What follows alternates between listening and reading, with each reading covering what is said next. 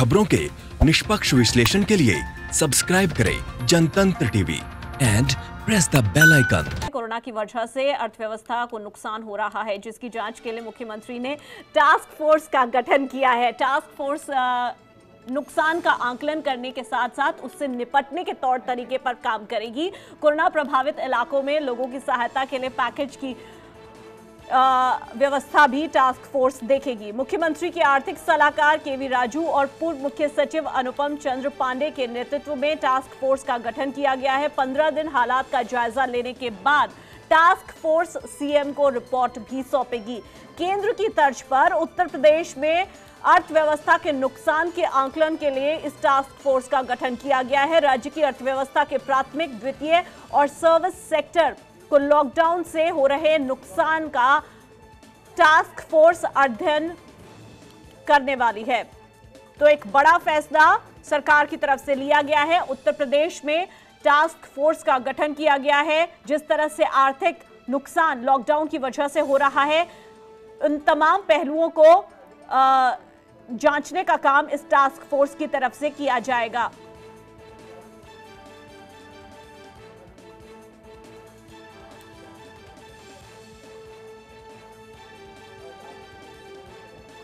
राधाकृष्ण त्रिपाठी हमारे संवाददाता ज्यादा जानकारी के साथ लखनऊ से हमारे साथ जुड़ गए हैं, उनसे बातचीत कर लेते हैं। राधाकृष्ण, आप इस वक्त उत्तर प्रदेश की राजधानी लखनऊ में मौजूद हैं। जिस तरह से सरकार ने यह बड़ा फैसला लिया है कि टास्क फोर्स का गठन किया जाएगा, आर्थिक नुकसान जो प्रदेश को हो रहा है लॉकडाउन की वजह से, कितनी जिम्मेदारी होगी इस टास्क फोर्स की और सबसे पहले किन एरियाज पर फोकस किया जाएगा इन नुकसान के आकलन को देखते हुए? अंशु, देखिए, अभी केंद्र सरकार ने जिस तरह से एक टास्क फोर्स गठित की थी लॉकडाउन से हो रहे नुकसान पे और अर्थव्यवस्था को किस तरह से पटरी पे लाया जाए, ठीक उसी तर्ज पे उत्तर प्रदेश सरकार ने भी ये कदम उठाया है, ये फैसला लिया है कि अर्थव्यवस्था को हो रहे नुकसान और उसको पटरी पे लाने के लिए एक टास्क फोर्स गठित की है। पूर्व मुख्य सचिव अनूप चंद पांडे और मुख्यमंत्री के सलाहकार जो केवी राजू हैं, उनके नेतृत्व में ये टीम बनाई गई है। इसको 15 दिन में ये टास्क फोर्स जो गठित की गई, 15 दिन में मुख्यमंत्री को अपनी रिपोर्ट सौंपेगी। जो टास्क फोर्स का मुख्य मुद्दा जो है, इसके केंद्र में जो किसान होंगे, खासतौर से मजदूर होंगे उत्तर प्रदेश के, क्योंकि किसान एक बहुत बड़ा मुद्दा है और किस तरह से कृषि को, क्योंकि कृषि को बड़ा नुकसान माना जा रहा है लॉकडाउन के दौरान, उसको सरकार लगातार आकलन कर रही, लगातार मजदूर बेरोजगार हुए, मजदूरों के भरण पोषण की दिक्कत हो रही है। इसके अलावा प्राइवेट सेक्टर में भी जो बेरोजगारी की स्थिति आई है, जिसका मुद्दा लगातार उठाते रहे हैं हम, उस चीज को लेकर के भी सरकार बहुत फिक्रमंद है और इन्हीं चीजों को इस टास्क फोर्स को सौंपा है। और इसके टास्क फोर्स जो अपनी रिपोर्ट देगी, उसमें बाकायदा ये भी तय करेगी कि कौन से किस चीज को विस्तृत रूप में लेना है और किसको तात्कालिक लाभ कहाँ देना है। और इसके साथ ही टास्क फोर्स को यह भी जिम्मा सौंपा गया है कि किस सेक्टर में, किस क्षेत्र में कृषि से लेकर के रोजगार और मजदूरी और इन सब में कितना कितना कहाँ सरकार को किस तरह से ध्यान देना है और किन बातों को उसको वो करके आगे बढ़ना है। तो एक तरह से ये रोड मैप सरकार तैयार कर रही है कि ताकि लॉकडाउन के बाद की स्थिति क्या होगी और उस पर कैसे आगे बढ़ा जाएगा, ताकि लोगों को रोजगार उपलब्ध हो सके। खासतौर से जो मजदूर बेरोजगार हो गए हैं, जहां ढेरों की संख्या में मजदूरों को रखा गया, उनका भरण पोषण किया जा रहा है, तो सरकार की अगली चिंता यह है कि उनको किस तरह से उनके हाथों को रोजगार उपलब्ध कराया जाए ताकि वो सर्वाइव कर सके। और किसानों को किस तरह से, जिस तरह से अभी योगी सरकार ने खाद, बीज और इनके सब चीजों के वो खोल दिए हैं, लेकिन वो सरकार भी समझ रही कि वो काफी नहीं है, इसके अलावा भी बहुत कुछ करना होगा, चूंकि कृषि का क्षेत्र भी बेपटरी हो चुका है। तो इसको लेकर के ये टास्क फोर्स जो होगा इस पे काम करेगा और इसकी अपनी रिपोर्ट 15 दिन में मुख्यमंत्री को सौंपेगी। राधाकृष्ण, एक चीज और समझना चाहेंगे आपसे। जिस तरह से कल देर शाम योगी आदित्यनाथ ने बैठक की थी और तमाम जो स्थिति फिलहाल प्रदेश में बनी हुई है उसको लेकर तमाम डीएम्स के साथ बैठक हुई थी। फैसला ये लिया गया था कि आज से 56 जिलों में रियायत दी जाएगी। तो फिलहाल उन जिलों की क्या स्थिति फिलहाल बताई जा रही है अभी? देखिए अभी कुछ ही देर हुआ है जब सरकारी दफ्तर और जो कुल मिला के 56 जिले हैं जहां पे ये छूट मिली हुई है, तो उन 56 जिलों को में क्या हुआ, कैसे दफ्तर खुले, कैसे क्या रिस्पांस है, किस तरह से काम हो रहा है, किस तरह से सोशल डिस्टेंसिंग की जा रही है, इस सब को लेकर के मुख्यमंत्री की जो टीम 11 है, एक तरह से जो कोर टीम है जो कोरोना को लेकर के बनाई है मुख्यमंत्री ने, उसकी बैठक होने जा रही है। उसकी बैठक अभी थोड़ी देर में शुरू होगी और मुख्यमंत्री खुद उसमें मौजूद रहेंगे। मुख्यमंत्री एक एक जिले का ब्यौरा लेंगे। इसके लिए सभी डीएम से मांगा गया है कि आपके यहाँ किस तरह से सोशल डिस्टेंसिंग हो रही है और जो दफ्तर आज से खुले हैं उनमें क्या हालात है, उनमें सैनिटाइजिंग की क्या स्थिति है और किस तरह से वर्क कल्चर लॉकडाउन के दौरान, कोरोना के दौरान शुरू किया जा रहा है। तो इस पे अभी थोड़ी देर में सारे डीएम अपनी अपनी रिपोर्ट देंगे सरकार को और उसके बाद सरकार आगे का वो करेगी। तो ये डीएम की तरफ से जो रिपोर्ट सौंपी जाएगी वो हर दिन के हिसाब से सौंपी जाएगी या हफ्ते के हिसाब से सौंपी जाएगी? जी देखिए आज ये शुरुआत है, तो आज के हिसाब से आज तो पहले दिन की रिपोर्ट सौंपी जाएगी। उसके बाद ये टीम 11 तय करेगी कि अब उसमें किस तरह से कैसे काम करना है, कितने दिन पे उनको रिपोर्ट चाहिए। लेकिन जहां तक सोशल डिस्टेंसिंग का सवाल है दफ्तरों में और सैनिटाइजेशन का, तो उस पर लगातार नजर रखी जाएगी और उसकी रिपोर्ट लगातार सरकार लेती रहेगी। ठीक है, बहुत शुक्रिया इस तमाम और डिटेल्ड जानकारी के लिए। तो जिस तरह से उत्तर प्रदेश की सरकार ने ये फैसला लिया है कि 56 जिलों को आज से रियायत दी जाएगी। फिलहाल डीएम्स की नज़र बनी हुई है इन तमाम राज्यों में, इन क्षेत्रों में, और ये सुनिश्चित किया जा रहा है कि सोशल डिस्टेंसिंग के साथ साथ जो नियम कायदे कानून बनाए गए हैं इस रियायत के दौरान उसको जनता फॉलो करे। आगे बढ़ लेते हैं और आपको बता देते हैं जी, जिस तरह से कोरोना वायरस का जो संक्रमण है वो तेज़ी से बढ़ रहा है, मरीजों में बढ़ोतरी इसकी तेज़ी से हो रही है। आज यानी कि 20 अप्रैल है, कुछ चीज़ों में छूट दी गई है। ये बात साफ कर दी गई है कि पाबंदियां लागू रहेंगी और आगे भी इन पाबंदियों के तहत ही काम किया जाएगा। कुछ सेवाओं में ज़रूर छूट दी गई है। 20 अप्रैल यानी कि आज से ये लागू की गई है।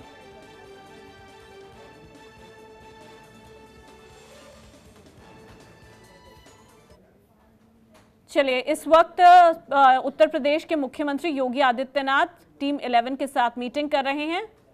सीधी तस्वीरें जनतंत्र टीवी आपको दिखा रहा है।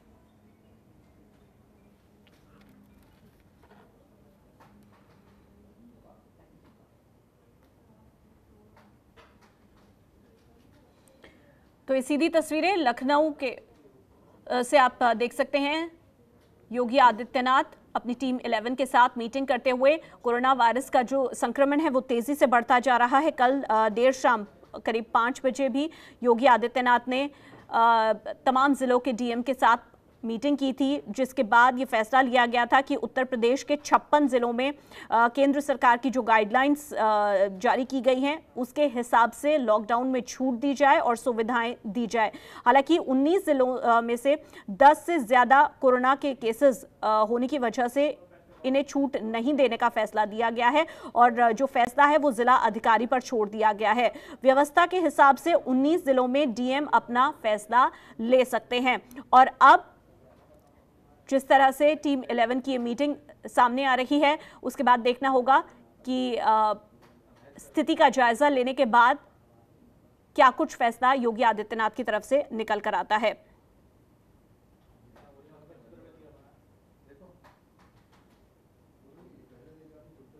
जिस तरह से केंद्र सरकार ने गाइडलाइंस जारी की थी उसी के हिसाब से उत्तर प्रदेश में ये रियायत 56 जिलों में दी गई है और संस्थानों और फैक्ट्रियों में व्यवस्था को सुनिश्चित किया जाए। फैक्ट्री और संस्थानों में सैनिटाइजेशन की मॉनिटरिंग की जाए। फैक्ट्रियों की जो मैनेजमेंट है वो ये सुनिश्चित करे कि जो गाइडलाइंस केंद्र सरकार की तरफ से दी गई हैं, यानी कि कर्मचारियों को मास्क पहनना अनिवार्य होगा, साथ ही सोशल डिस्टेंसिंग का पालन करना होगा। 20 से 25% कर्मचारी ही एक शिफ्ट में काम कर सकते हैं। ये तमाम गाइडलाइंस केंद्र सरकार की तरफ से दी गई थी। उद्योग दफ्तर, सरकारी संस्थान, निजी संस्थान, जहां भी छूट मिली है वहां जो भी गाइडलाइंस सरकार की तरफ से जारी की गई हैं वो सुनिश्चित की जाए।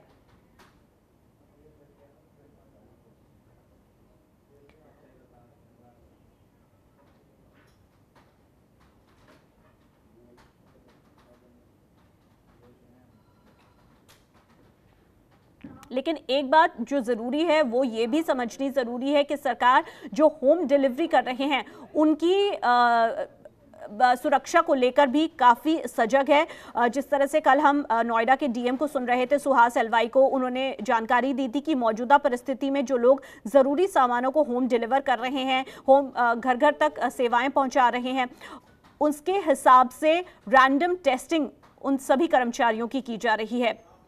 जिले में अब तक 97 संक्रमित केसेस पाए गए हैं। हम बात नोएडा की कर रहे हैं। इसमें से 38 लोग इलाज के बाद ठीक भी हुए हैं और उन्हें घर भेज दिया गया है डिस्चार्ज करके।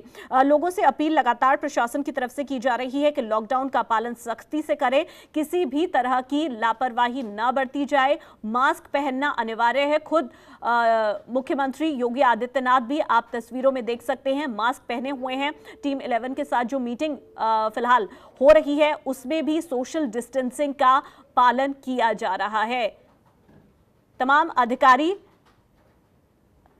जरूरी डिस्टेंस मेंटेन करके बैठे हुए हैं और इसी तरह से ये तमाम जो गाइडलाइंस हैं जो केंद्र सरकार की तरफ से जारी की गई हैं, सख्ती के साथ उनका पालन प्रदेश में भी किया जाए, ये सीएम योगी आदित्यनाथ ने साफ कर दिया है।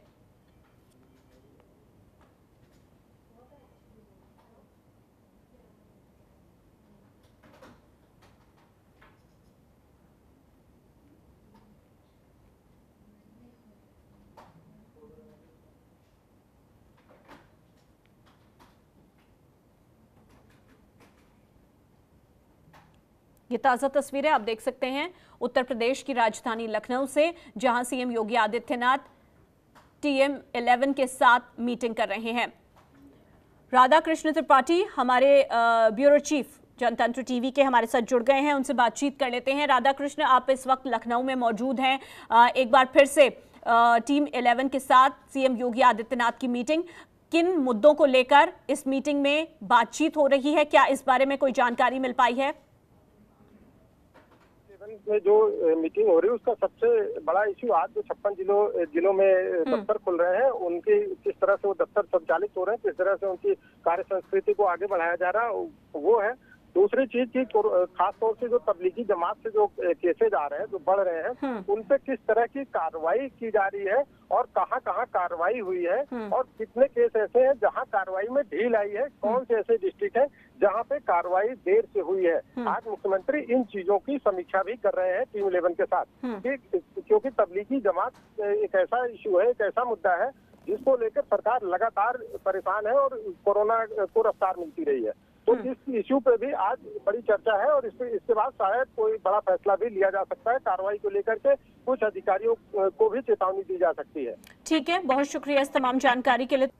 उत्तर प्रदेश सरकार की मेहनत आखिरकार रंग लाने लगी है। लॉकडाउन और सोशल डिस्टेंसिंग से जहां उत्तर प्रदेश में कोरोना वायरस संक्रमितों की संख्या कम होने लगी है, वहीं कानपुर से भी एक अच्छी खबर सामने आई है। मेडिकल कॉलेज में 6 कोरोना पॉजिटिव भर्ती कराए गए, जिसके बाद उन्हें क्वारंटाइन किया गया। रविवार देर रात 6 कोरोना पॉजिटिव मरीजों की रिपोर्ट नेगेटिव आई है। सभी को अस्पताल से डिस्चार्ज कर घर भेज दिया गया है। डिस्चार्ज किए गए मरीजों को एहतियात बरतने के लिए भी कहा गया है।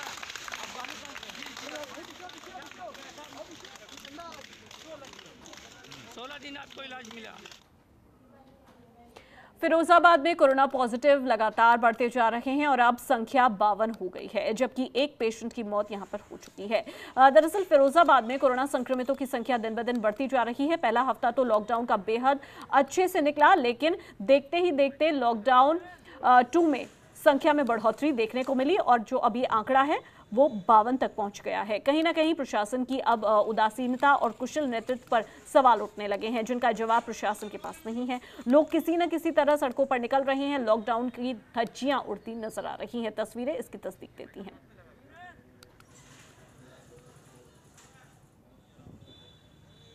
लॉकडाउन की स्थिति प्रशासन को कड़ाई के साथ पालन कराना चाहिए।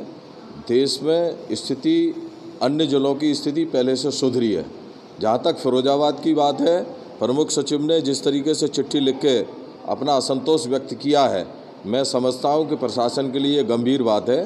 प्रशासन को इसे एक चुनौती के रूप में लेकर के काम करना चाहिए। जिन जमातियों की तलाश अभी तक प्रशासन के द्वारा नहीं हो सकी है, मैं चैनल के माध्यम से कहूँगा कि शीघ्र उनको गिरफ्तार किया जाए, उनकी पहचान करके उन्हें चिन्हित करके उन्हें क्वारंटाइन किया जाए। लॉकडाउन को लेकर प्रमुख सचिव के फिरोजाबाद की चिंता व्यक्त करने के बाद जिला प्रशासन ने लॉकडाउन के पालन को लेकर सख्ती तो बढ़ाई है, लेकिन इसका असर धरातल पर होता हुआ नजर नहीं आ रहा है। लोग अब भी काफ़ी संख्या में सड़कों पर देखे जा सकते हैं। हालांकि बार बार उनको रोककर कई बार सख्ती की जाती है, कई गाड़ियों के चालान भी किए जाते हैं, लेकिन लोग फिर भी कोरोना जैसी भयावह बीमारी को लेकर गंभीर होते हुए नजर नहीं आ रहे हैं। अब ऐसे में प्रशासन के लिए एक बड़ी चुनौती बनकर सामने आ रही है। फिरोजाबाद से मुकेश कुमार बघेल, जनतंत्र टीवी। कोरोना वायरस के मामलों में लगातार इजाफा होता जा रहा है। उत्तर प्रदेश के मऊ जिले के कोपागंज इलाके के दोस्तपुरा मोहल्ले में एक कोरोना पॉजिटिव मरीज मिला है, जिसके बाद मोहल्ले में हड़कंप मच गया। प्रशासन समेत पुलिस प्रशासन ने स्वास्थ्य विभाग के साथ मौके पर पहुंचकर युवक को आजमगढ़ जिले के मेडिकल कॉलेज में इलाज के लिए भर्ती कराया। मरीज के परिवार के 7 सदस्यों को मऊ क्वारंटाइन सेंटर में भेज दिया गया है। जिले में पहला कोरोना पॉजिटिव मरीज मिलने के बाद जिले को सील कर दिया गया है।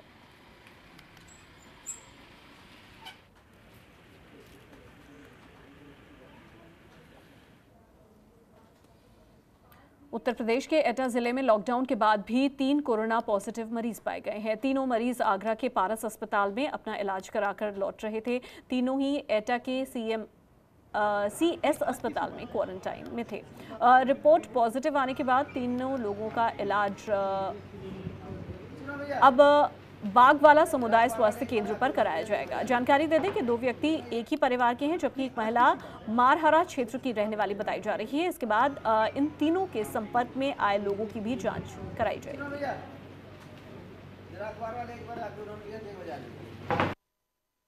3 कोरोना पॉजिटिव की रिपोर्ट प्राप्त हुई है, और जिसमें से 2 केसेज हैं गणेशपुर तहसील जलेसर के हैं, और एक केस है ओरनी का, गाँव ओरनी है, तहसील सदर है। तो कुल 3 केस पॉजिटिव पाए गए हैं। 2 जो केस हैं वो चाचा भतीजा हैं। एक विक्रम नाम का लड़का है और 20 साल की उम्र है, उसका नीरज पाल उसका चाचा है, 35 साल का हुआ है। तो एक ही परिवार के 2 हैं, और एक महिला हैं लक्ष्मी, तो वो भी आगरा गई थी 15 दिन पहले, अपने किसी मरीज भर्ती था वहाँ देखने के लिए गई थी। तो ये तीनों मतलब आगरा से ही संबंधित केसेज हैं। तीनों को यहाँ पे 11 तारीख को क्वारंटाइन में रखा गया था, और रिपोर्ट भेज दी गई थी उनका सैंपल, तो आज आई है सैंपल उनका। तो ये पता चला कि 3 जो है पॉजिटिव पाए गए हैं। और उसके लिए जहाँ पर 2 केसेज हैं उनको तो हम 3 किलोमीटर का बिल्कुल लॉक करेंगे, और जहाँ एक केस है वहाँ पर हम 1 किलोमीटर की पूरे एरिया को लॉक करेंगे। योगी सरकार के निर्देश पर राजस्थान के कोटा से छात्रों की वापसी शुरू हो गई है। आज उत्तर प्रदेश रोडवेज की बसों से 68 छात्र छात्राएं कोटा से बस्ती पहुंचे हैं, जिसके बाद सभी छात्रों की जांच की गई। किसी के भी कोरोना से संक्रमित होने की पुष्टि अभी तक नहीं की गई है। जानकारी दे दें कि योगी सरकार ने राजस्थान के कोटा में रहकर तैयारी करने वाले प्रदेश के छात्र छात्राओं को वापस लाने के निर्देश दिए थे, जिसके बाद उत्तर प्रदेश रोडवेज की जो बसें हैं वो बस्ती जिले के रहने वाले सभी स्टूडेंट्स को वापस जनपद में लेकर आई।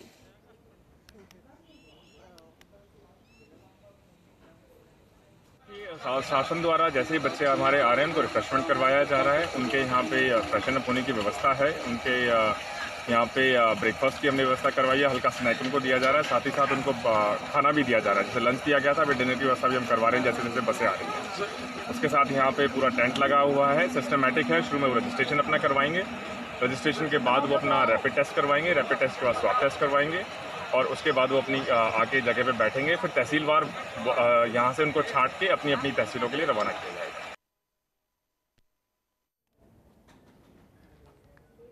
चलिए, इस बुलेटिन में फिलहाल इतना ही। मुझे दीजिए इजाजत, लेकिन बाकी की तमाम बड़ी खबरों के लिए आप देखते रहिए जनतंत्र टीवी। नमस्कार। खबरों के निष्पक्ष विश्लेषण के लिए सब्सक्राइब करें Janatantra TV and press the bell icon. Never miss any update.